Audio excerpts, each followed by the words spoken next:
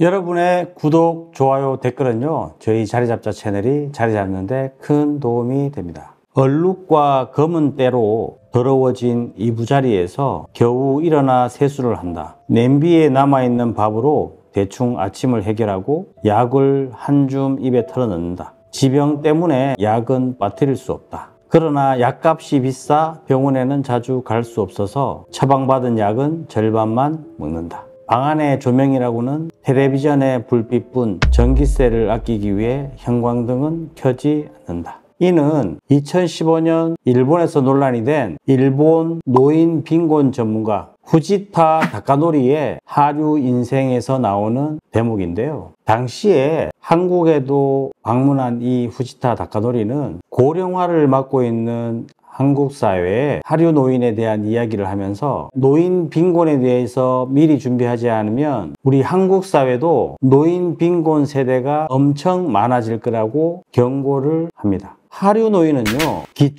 기초생활수급액으로 생활을 하는 사람으로 분류를 하는데요. 산무라고 수입, 저축, 의지할 사람, 이 세 가지가 없다고 산무라고 하는 것입니다. 연금 수입 부족과 불충분한 저축액과 의지할 수 있는 사람이 없는 고립된 이 산무의 노인들, 하류 노인의 전형적인 특징입니다. 일본에서는 당시에 하류 노인의 수가 700만에서 1100만 명 정도 된다고 합니다. 하지만 이 하류 노인이 젊은 시절부터 하류는 아니었습니다. 한참 일할 시기에 노후 준비를 의식하지 못하다가 점차 각종 질환으로 의료비 부담, 성인이 된 자식에 대한 비용 부담, 치매로 인한 사기 피해, 이것들로 인해서 평범하게 살아온 이 중년에서 급작스럽게 하류 노인으로 전락한다는 것인데요. 우리나라도 지금 비정규직이 넘치는 이 시대인데 당시에 일본도 비정규직의 확대가 결국은 하류 노인을 지속적으로 양산시켰다는 것입니다. 비정규직의 확대로 젊은 세대가 빈곤해지니까 부양해야 할 노인 세대까지 같이 빈곤해지는, 이것이 계속해서 악순환이 되면서 스스로 노후를 준비하지 못하는 그런 환경에서 이 하류 노인이 지속적으로 생긴다는 것입니다. 아까 산무라고 이렇게 말씀을 드렸는데 연금, 저축, 의지할 사람, 이 세 가지가 없다고 말씀드렸잖아요. 이처럼 이 산무의 이 하류 노인은 연금을 포함한 소득이 현저히 낮은 경우를 말합니다. 젊은 시절 저축해서 모아둔 돈을 갑작스러운 질병이나 사고로 저축한 돈을 사용하게 되면 이들은 노후의 보통의 삶을 살기에도 버거운 상황이 되는데요. 이 경제적인 어려움은 결국은 관계의 어려움까지 부딪히게 됩니다. 자꾸 사람들을 피하게 되는 거죠. 어려운 상황이 발생해도 상의할 가족이나 친구, 지인들이 없어지는 거예요.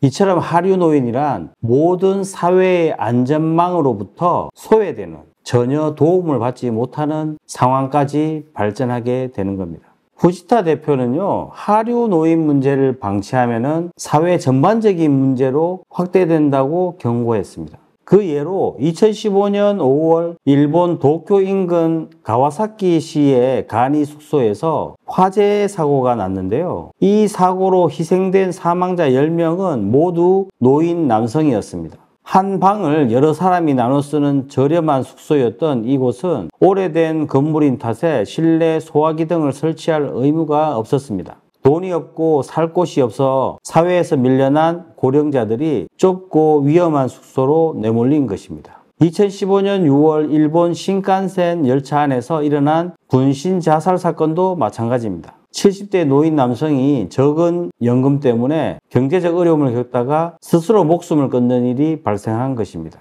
당시 열차 화재로 탑승객 1명이 사망하고 26명이 중상을 입은 사건입니다. 이 후지타 대표는요, 고령화 사회를 맡고 있는 이 한국도 일본과 별반 다르지 않다고 경고를 합니다. 일본의 65세 이상의 빈곤율보다 한국의 65세 이상의 빈곤율이 훨씬 더 높다는 것입니다. 이 한국의 65세 이상의 빈곤율이 더 높기 때문에 조만간 이 같은 문제가 한국 사회도 찾아올 것이라고 말합니다. 이 하류 노인이 되지 않으려면 사회보장제도와 민간보험을 잘 활용해야 된다고 조언을 하는데요. 그는 시민단체, 노인클럽, 평생학습 등 지역사회에 적극적으로 참여해서 관계성 빈곤을 없애는 것도 굉장히 중요하다고 합니다. 제가 이 후지타시의 하류 노인 이야기를 들으면서 지금 우리 세대가 이 후지타시의 경고를 자각하지 않으면 결국은 우리가 80세 이후의 인생이 이 하류 노인처럼 되지 않을까 걱정이 되는 부분이 있었습니다.